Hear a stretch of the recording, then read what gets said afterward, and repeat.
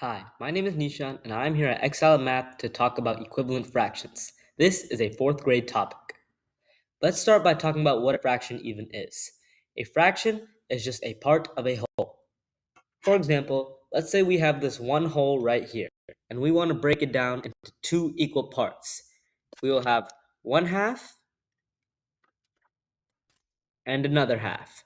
These two equal the one whole we had before, but the one half represented here is a fraction. The bottom number, the denominator, represents the amount of equal parts we broke the original whole number into.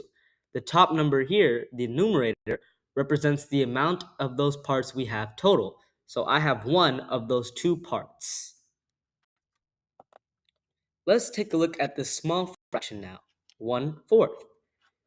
This means we split up the original whole part into 4 equal parts. Now I have another 1/4. 1/4 plus 1/4 is equal to 2/4. Let's put it over here. Here goes our 1/4, and now we have 2/4. Wait, look at that. The 1/4 plus 1/4 is equal to our 1/2. 2/4 is equal to 1/2. Even though they are different numbers, the sizes of both are the same. This is what equivalent is. It is a fancy way of saying equal. Let's see if we can find another matching part for our 1/2.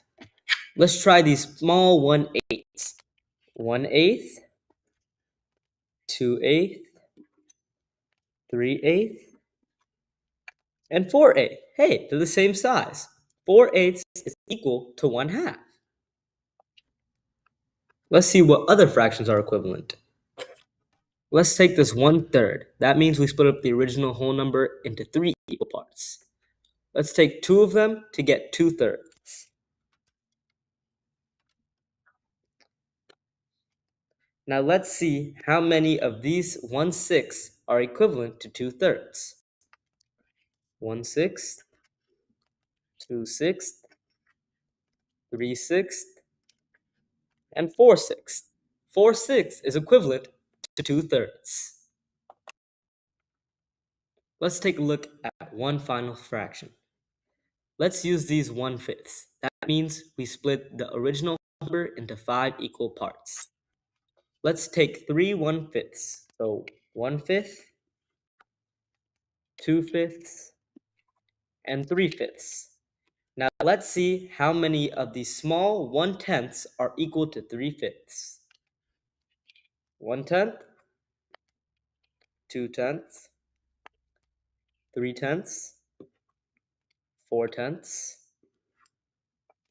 5/10, and 6/10.